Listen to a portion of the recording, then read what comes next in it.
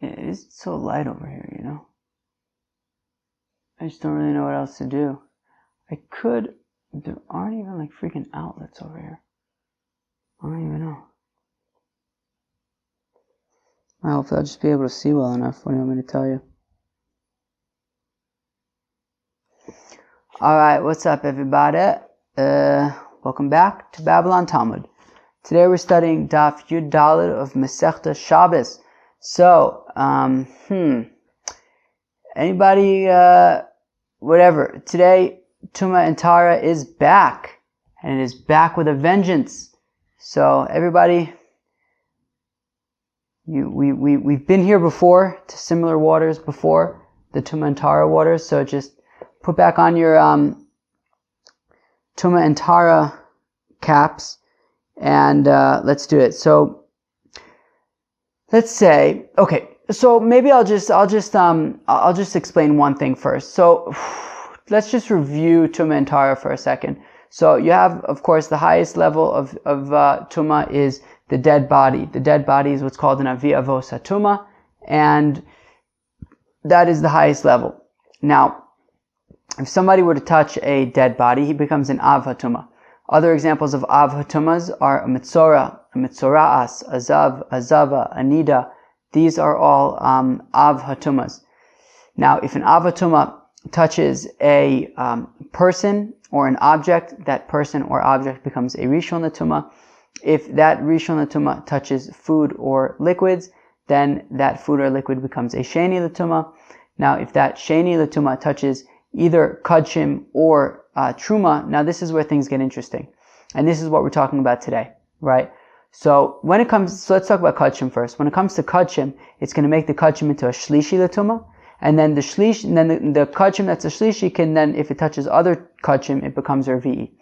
Now, with Truma, however, if a Sheni LeTumah touches Truma, okay, that Truma becomes a Shlishi. Now here's the distinction. That Truma becomes what's called Pasul. It's Pasul because it stops there. It cannot be Matame anything else. If it touches other Truma, that Truma doesn't become Tame. If it touches Kadshim, if I'm not mistaken, it won't make the Kadshim Tame. Meaning it's Pasul. It stops there. Right? So when something is Tame, it implies that it can make other things Tame. Okay? So for example, a Sheni LeTumah is Tame because it can make Truma and Kadshim Tame. Right?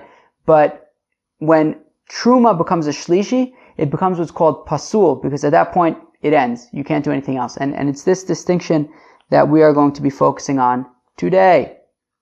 Says the Gemara, we're going to start on Daf Yud Gimel Amud Beis, about 8 or 10 lines from the bottom. Ushmona asar davar gazru. Right? So we're talking about this loft of Hananiah ben Chizkiah ben Garun, that they went up there to visit him, and they made 18 gezeras over there. Okay? Fine. What are these 18 things? Now, I don't think that we're actually counting all 18, because if I counted correctly, I think I only counted 10. So, I don't know. Whatever it is, though. Maybe we're going to add more to the list a little bit later. But so, what are these 18 things? The Tananis, we learn in a Mishnah. Where's this Mishnah? In Zavin. Oh, good. Yeah, a Mishnah in Zavin. You know that we're going to be getting into Tumah and Tara if he's quoting Mishnahs from Zavin. Man, I think I remember.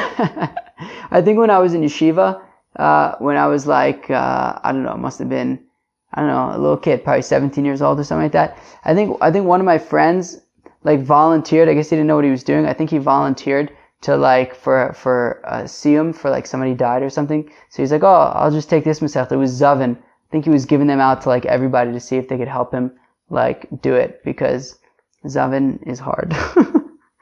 Anyways, so I think I technically took a parak, but I probably didn't understand anything. I probably just read the words. Okay, anyways, so Elu Poslin, so now it says over there, Titnan, Elu Poslin es a Truma. So the following things make Truma Pasul, right? If the following things touch Truma, that Truma becomes Pasul, meaning it becomes a Shlishi, and that's it. It can't make anything else Tameh. Ha'ochel ochel rishon. If somebody eats food that is a rishon l'tumah, okay? So let's say another example of something that's an avatum is a sheretz, right? A dead bug. So let's say a sheretz falls on some food. That food will become a rishon l'tumah, okay?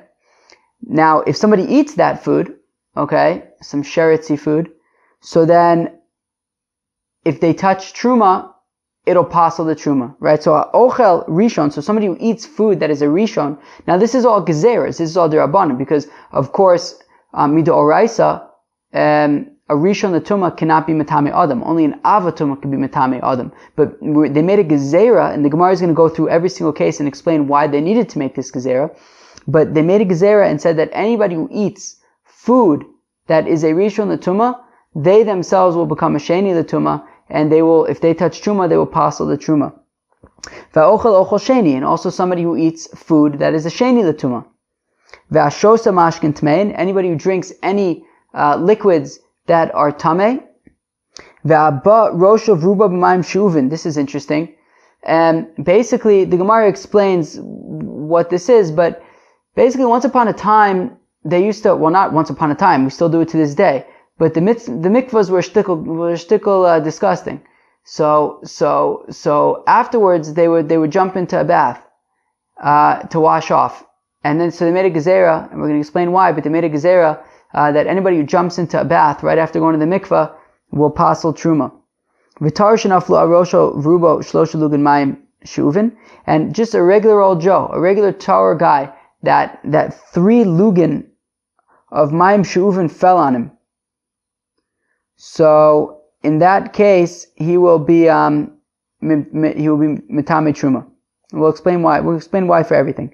A sefer, any scroll that has any of the books of Tanakh written in it. So a sefer Torah. If you touch a sefer Torah, you're going to be metame, or not even if you touch sefer Torah. If some truma falls on a sefer Torah, it becomes tameh. It becomes pasul. Vayadayim, your hands, right? If hands that have not yet been washed, if they touch truma, the truma will become pasul. V'atvul yom, a tvul yom is considered a sheni l'tumah. So if a tvul yom touches truma, so that truma will become pasul. And the Gemara is going to ask, like, isn't tvul yom mida oraisa? We'll get there. V'aochlim v'akelim shnitmu b'mashkin, as well as any food or vessels that became tameh through via mashkin. And we're going to explain all of this stuff. Any of these things, if they come in contact with truma, that truma becomes pasul. Zak the Gemara, or really frak the Gemara. Man tada ochel rishon va'ochel sheni mafsil pasle tamuye lo mitamu. Right? So who is the teacher, who is the Tana that says that a ochel rishon, that somebody who eats ochel that is a rishon l'tumah, va'ochel sheni, and somebody who eats ochel which is a sheni l'tumah, mafsil pasle, so they will make the truma pasul, i.e. it will make the truma into a shlishi, tamuye lo mitamu, but it won't make the truma into a sheni, which would make it tameh, because it could then be mitame other truma to make that other truma a shlishi, and then at that point the truma would be pasul. Okay, so basically, who's the one that says that the person is going to become a sheni versus as opposed to a rishon? So Amar Rabba bar bar Chana Rabbi Yoshuahi. So Rabbi bar Chana says it's taka Rabbi Yoshua. D'tznan, as we learn in the Mishnah. Rabbi Eliezer Omer, says Rabbi Eliezer, ha'ochel rishon. Somebody who eats ochel that is anybody who eats ochel that is a rishon l'tumah will himself become a rishon l'tumah, and therefore if he touches truma, that truma will only become a sheni, will only become tameh, won't become pasul.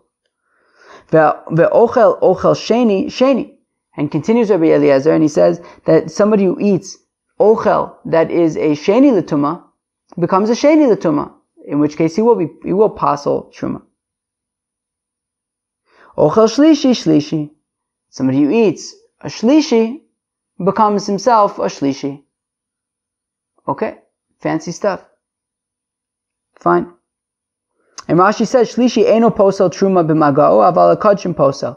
Okay, so he becomes a shlishi, so he won't be able to pasul truma by touching it, because Shlishi doesn't make another shlishi, but he would be able to pasel kachim. And this is all midrabanan. Now Rabbi Yeshua Omer, whereas Rabbi Yeshua says, ochel rishon ve'ochel sheni. Somebody who eats food that is a rishon, or somebody who eats food that's a sheni, in both cases he will become a sheni, which means he will be posel the truma, and that's why he must be the author of that's why this must be in line with Rabbi Yeshua. Fine. But now he says something which I must be honest, I don't totally get. Shlishi sheni lekodesh ve'en sheni letruma. Now Rabbi Yeshua says that somebody who eats food that is a shlishi, okay, becomes a sheni regarding kodesh, in that if he touches kodesh, he will make it into a shlishi, and then if that kodesh touches other kodesh, then that kodesh will become a revi'i. Ve'en sheni letruma.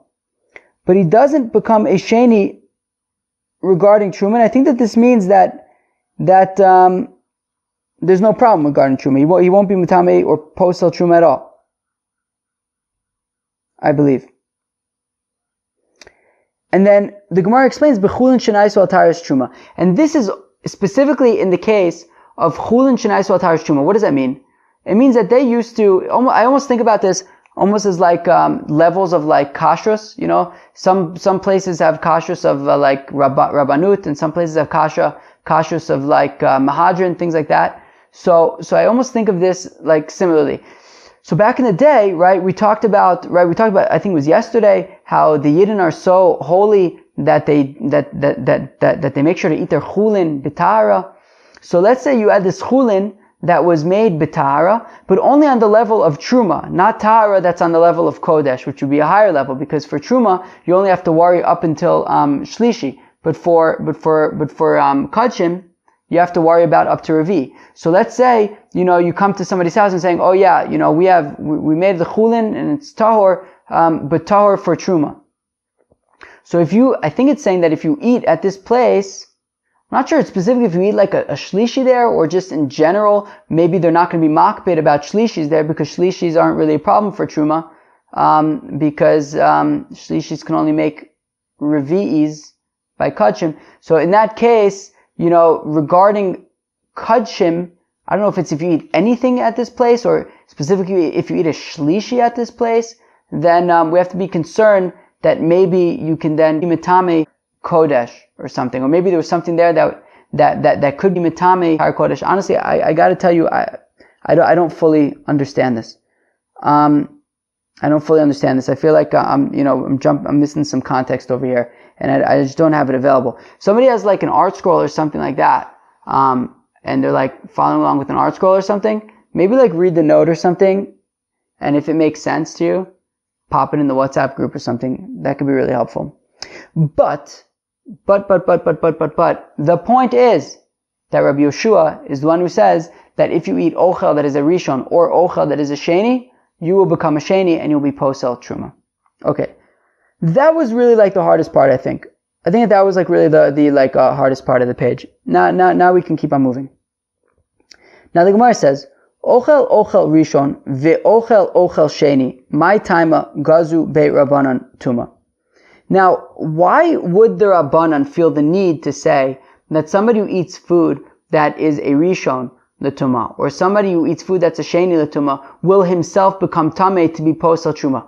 Like why? Midoraisa, he wouldn't become tameh. Midoraisa, a person can only become tameh either from an aviyavos tuma or for an avatuma. So why would they feel the need to make this gezerah that if he eats food that's a rishon or a sheni, he becomes, tameh, that he will be posel truma?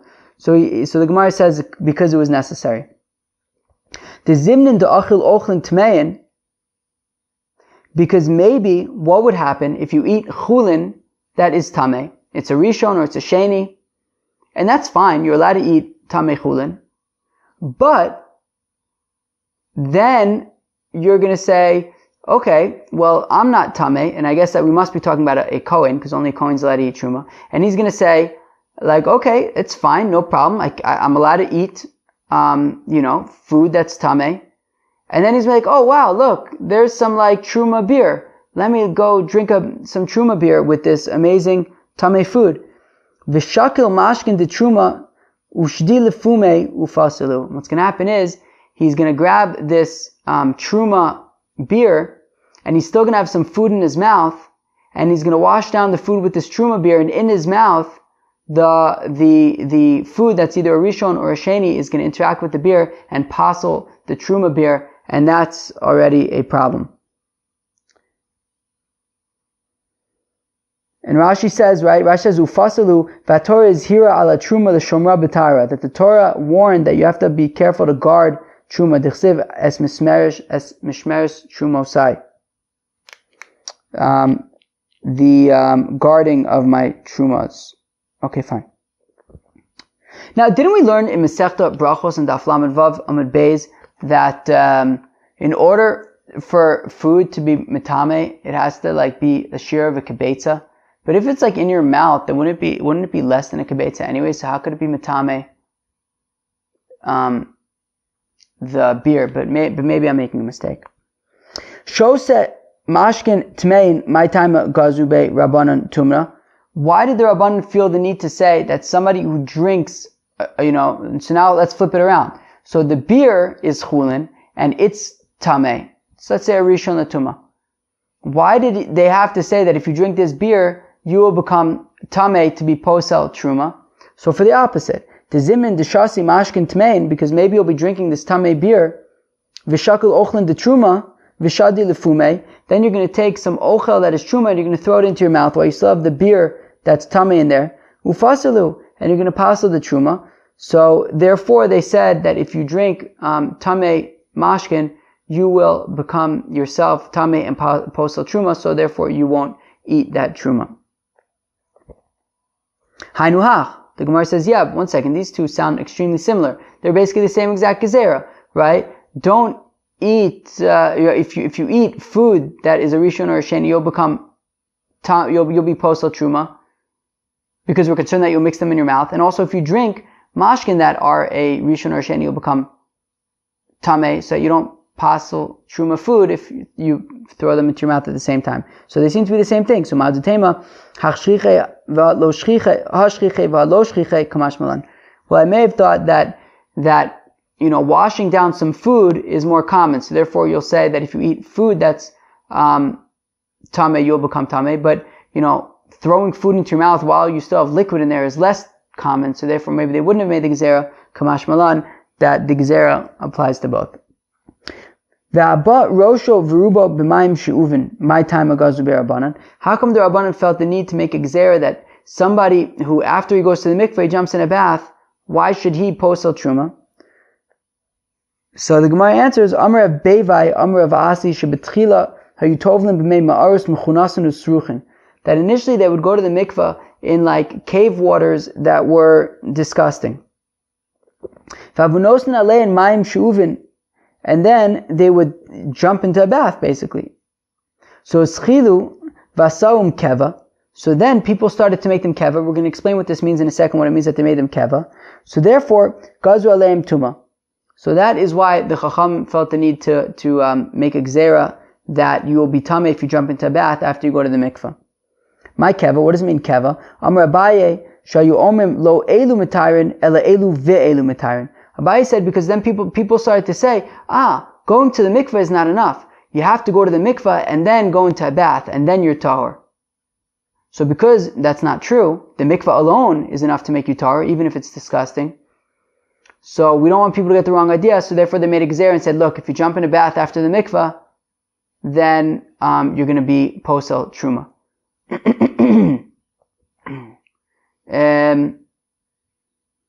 Okay, very good. Amalei Rava says to Abaye, my nafkamina, hakatavle behanach. Abaye says, Rava says to Abaye, he says, what's really the problem? Okay, fine. So people are going to make a mistake, and they're going to say that you have to go to the mikveh and then jump into a bath. Okay, they're wrong, but at the end of the day, so they're mistaken. You don't need to do both. You really just need to go to the mikveh. But at the end of the day, you're going to the mikveh, so who really cares? So Ela Amarava, Shayu Omrim Lo Elu Mitayin, Ela Elu Mitayin. No, people started to say It's not the mikvah that it's matar. It's the mikvah plus the bath. And that is a problem, right? Because then they're going to say that the mikvah alone, right? Oh wait, one second. Ela Amar Rava Shayu Omer Lo Elu Matarin Ela Elu Matarin. They were saying, says Rashi, Lo Elu de Mikvah Levada Matarin Ela Elu. No, that was the first one. So Ela Elu Machashinan Dilma Asi Levatule Torah's Mikvah V'Tovlim B'Shu'uvin. Right, we're concerned that people are going to say that the mikvah doesn't actually do the trick. It's the bath that's really doing the heavy lifting, and they're going to start going to the mikvah only in the bath, and that isn't going to work. So because of that, they said, look, if you go to the mikvah and then jump in a bath immediately afterwards, so then you're going to passel truma. Vitar shenafla arosho v'rubo shlosh lugan mayim shuvin. So we say that if just a regular old guy, 3 lugin of mayim shuvin fall on him, so he's passel truma. That seems a little bit weird. Why? What did this guy do wrong? My time, how come? My time goes with Rabban and Tuma. So the Iloha lo kaima ha. So the Rabban said, yeah, in principle you're right. There really is no reason to be gozer Tuma over here, except that if you don't make a gezerah here when the guy's completely tar, so people are going to say, wait, what's the difference between when he's completely tar or when he just went to the mikvah and now he's going to the pool? And they're going to say, well, if when just 3 lugan of mayim shuvin fall on him, he's tahor, well then when he goes into the pool after he goes to the mikvah, he should also be tar. So therefore, by saying that in both cases he's going to be posel truma, so that would be so that's the way that we could preserve the gezerah. By the other case, which is where he goes to the mikvah, followed by plunging into a pool. Fine. V'sefer, my time gazu be Rabbanan Tuma. How come the Rabbanan had to say that, like, a sefer, whether it's a sefer Torah or a scroll of the Nevi'im or whatever it is, and any of the Torah, Nevi'im, Uksuvim that are written in a sefer, how come they are going to passel truma? So the Gemara answers, Amar of Meshaysh shebetchila yumatznian es ochlin the truma etzel sefer Torah. Vamu hai kodesh v'hai kodesh. Because initially, they basically would say, look, truma is kodesh, and a sefer Torah is kodesh. Let's just keep them both in a locked up place, in a secure place. But what was happening is, but what was happening was, the mice would come to eat the truma, and then they would also ruin the sefer Torah.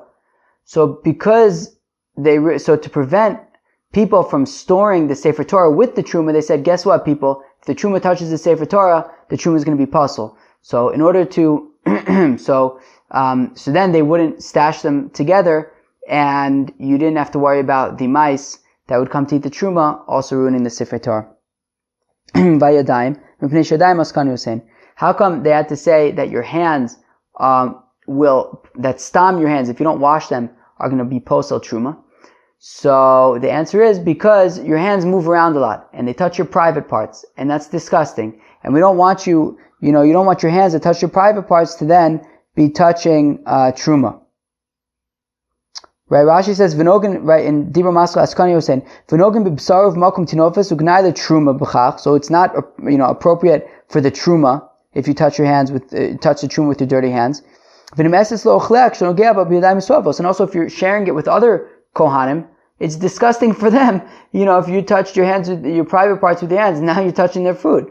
So therefore we say, look, because your hands move around, wash them before you deal with truma, and if you don't, it's going to pass the truma. Weiter. And Tana. Af yodaim abos machma sefer posos es truma. Even your hands, if you touch a Sefer Torah with your hands will then passel truma. Mishum de Rabbi Painach, because of Rabbi Painach, Am Rabbi Painach, Am Rabbi Yochanan, ha'ochei Sefer Torah arum nikpa arum. Somebody who touches a Sefer Torah without some kind of, something else in between, whether it's like some kind of cloth, or maybe you can use your talis, whatever it might be. If you just touch the Sefer Torah with your bare hands, you're going to be buried, you're going to be buried bare, you're going to be buried naked. Arum sakadatich, what do you mean? Why would we bury you naked just because you touched the Sefer Torah with your hands? El Amr Abzera arum below mitzvos. So Abzera says it means naked without mitzvahs. Below mitzvah sakadatech, why should he be buried? Why should it be as if he's not done any mitzvahs? He has done mitzvahs. Ema arum below osa mitzvah. No, it will be naked from that mitzvah, the mitzvah of not touching the Sefer Torah with your bare hands. And therefore, they said that if you touch the Sefer Torah with your bare hands, you will, or I guess that is the mitzvah of not touching the Sefer Torah with your bare hands. And if you do touch the Sefer Torah with your bare hands, you will then pass truma. Now the Gemara asks, one second, Hey Gazer Bereisha. One second. We just had two halachas about hands and passing truma. One of them says that stam yadayim is going to passel truma. Then the other one says that your hands, if they touch a Sefer Torah, passels truma. Well, wouldn't one, if your hands in general passel truma, well then wouldn't that memela mean that also after your hands touch the Sefer Torah, it's going to passel truma? They already passel the truma even without touching the Sefer Torah. So Gemara says, which gezerah came first? If you're going to say that first they made the gezerah about just in general your hands being tameh will passel truma. Well, came the achgazer bereisha hasulamali. If they had first made the gezerah about hands in general passeling truma, well then why do you need the other gezerah that if your hands touch the Torah, then they become tameh? Then they'll passel truma. They already were passel truma before then. No, rather first came the gezerah of if you touch a Sefer Torah with your bare hands, then you will passel truma. And then after that, they then made the more general clause, which is that actually, because your hands are very busy, they will, in any event, passel truma. Tvul yom doraisahu. Dichsev. Nu, what pasuk does it say? How do we know that a tvul yom is midoraisa? Who could tell me? Who could remember from the first daf of all of Shas, the first daf that we learned together, daf Beis Amud Aleph of Brachos, uva shemesh v'tayr, that the sun will set and then this fellow will be tahor to eat truma. So a tvul yom is midoraisa. So why are we saying that it's a gezerah? So the Gemara gives a funny answer. Sami mikan tvul yom. Remove tvul yom. Remove tvul yom from the list. It doesn't belong here. It's doraisa. Okay. Va'ochlan shenitmu b'mashkin demai. So we're getting towards the end of our list. We said that food that became tameh from mashkin, right? We had mashkin tamein, and the mashkin tamein touched food, and then that food became tameh. If that food now touches truma, it's gonna passel the truma. So what are these mysterious, right? What is this mystery mashke that is being metame ochel to then be posel truma?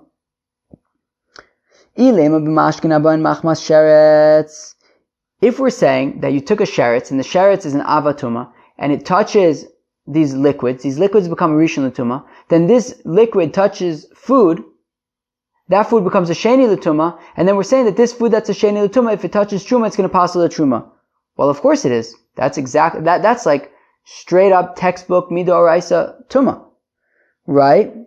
Deoraisa ninu dichsev v'chomashka sheishasa. It says in the context of a sheretz actually that if the sheretz comes in touch with any liquids, well, that liquid could be metame ochlin. If I'm not mistaken, what is it? Chomashka sheishasa b'chol kli yitma. Yeah, bidiyuk. That a rishon. Exactly, that the sheretz could be mitame something else, to be mitame mashkin, and then that mashkin or ochlin. Well, right, so that they use that same pasuk, I believe Rashi says, to learn out that if a sheretz were to touch mashkin, that mashkin would be a rishon, in which case it would make the ochlin a sheni, which would of course passel the truma. Ella b'mashkin abayin machmas yadayim. Rather, if you remember back to Gemara Brachos in the 8th parak, when we were talking about hands being metame mayim to be a rishon, that's exactly what we're talking about. That if your hands that are stam yadayim, we said are a sheni, and then if your yadayim touch mashkin, and the mashkin become a rishon, and then that mashkin, that liquid that's a rishon, touches ochlin, touches food, that food will midrabanan be a sheni, and then it will passel truma. And it's a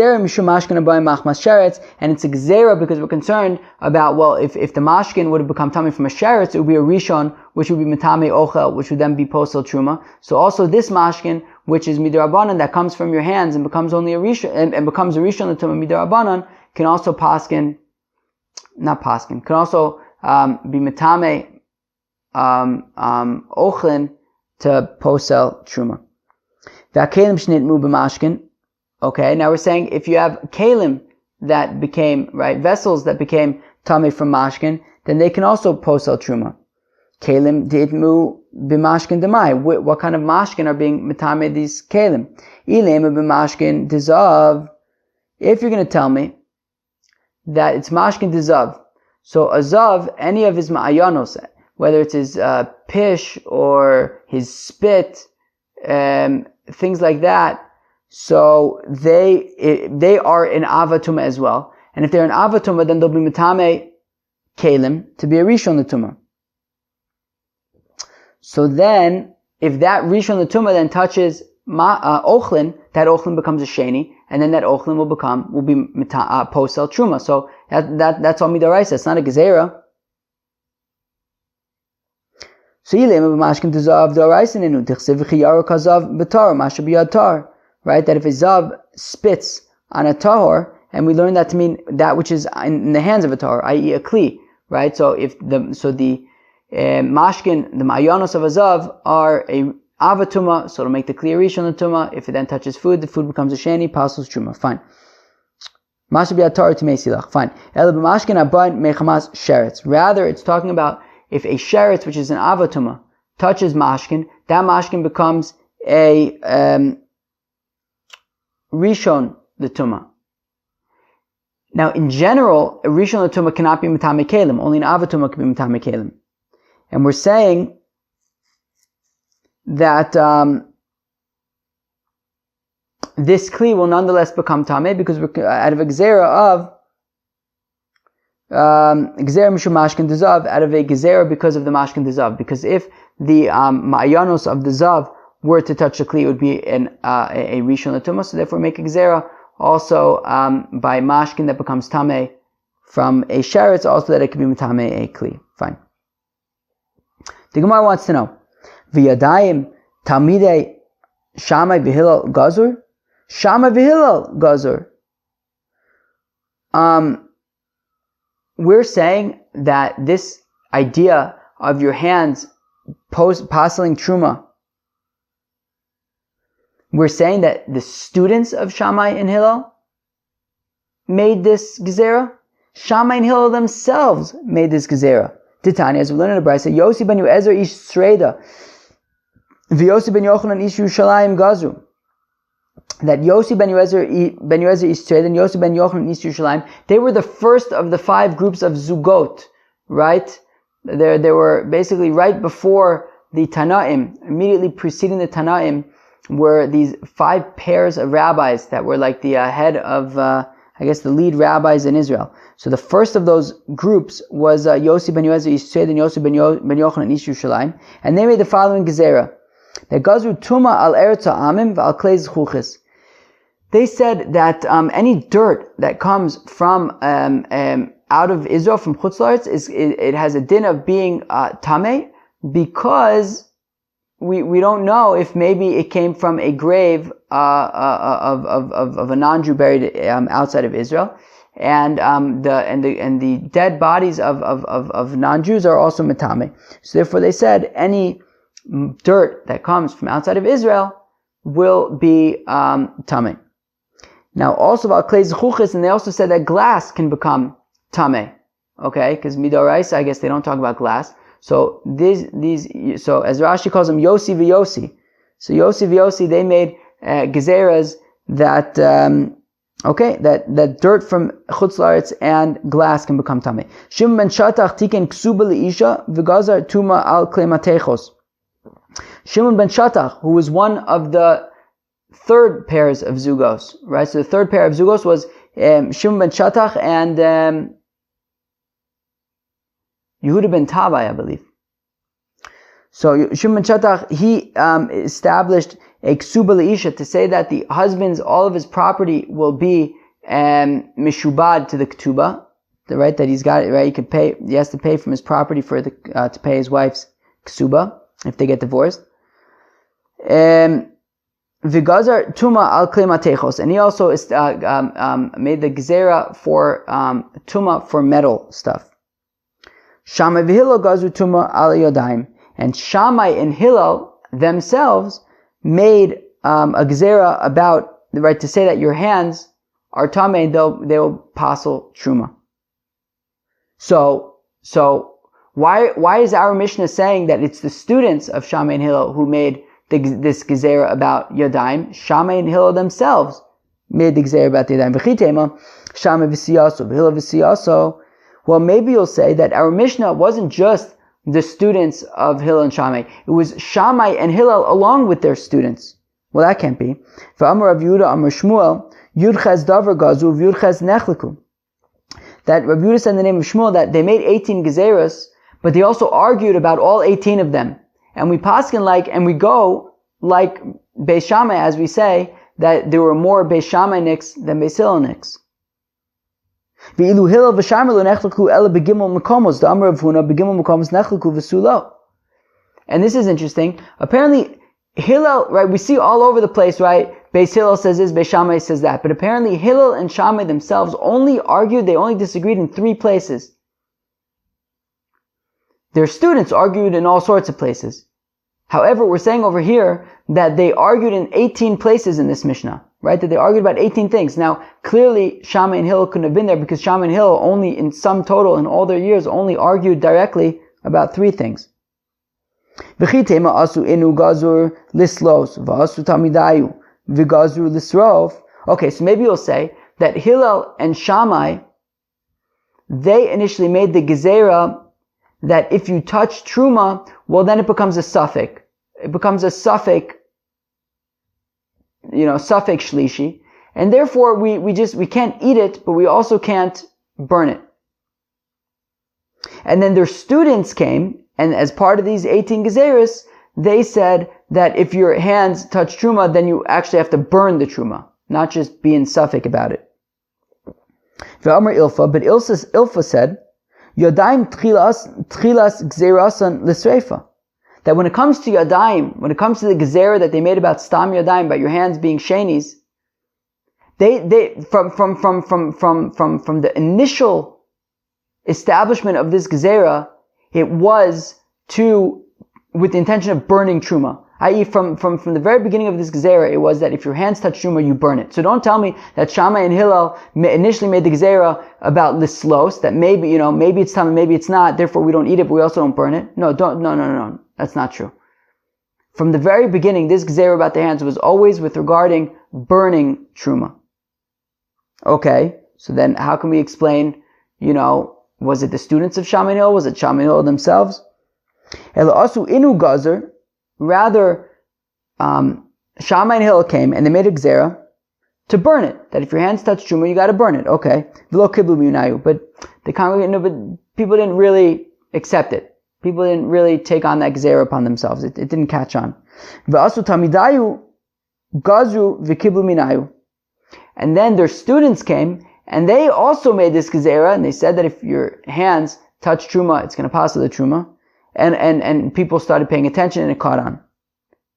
Okay, fine, very good. So that explains how Shammai and Hillel made this gezerah and also the students made the gezerah. But Vakati Shlomo Gazer, but one second. Shammai, Hillel, Beis Shammai, Beis Hillel, what are we talking about? Shlomo is the one who established Netilas Yadayim. Damar Rav Yehuda Amar Shmuel, B'shashatikin Shlomo Eruvin u Netilas Yadayim, that when Shlomo HaMelech established Eruvin and Netilas Yadayim, which is very interesting.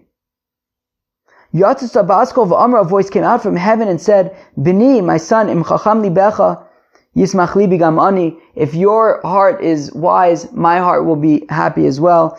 Chacham Bini, V'samach Libi Vashiva Chorfi Davar, right, my son is wise and my heart is happy because I will be able to respond to my detractors who are calling you a fool, and I could say, look, you're so smart. But the point is that Shlomo established Eruvin and Netilas Yadayim, not Shammai and Hillel or their students.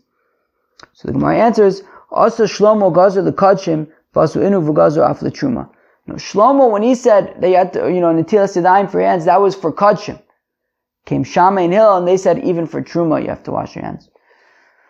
Okay, very good. That was Daf Yudalid. I guess it was a little complex, right, back into Tumah and Tara land, world.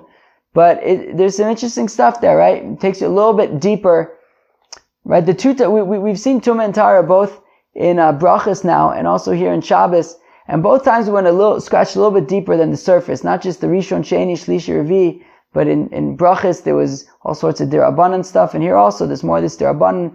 We're talking about apostling Truma, which is interesting. But yeah, so cool. I hope you all enjoy that, and peace.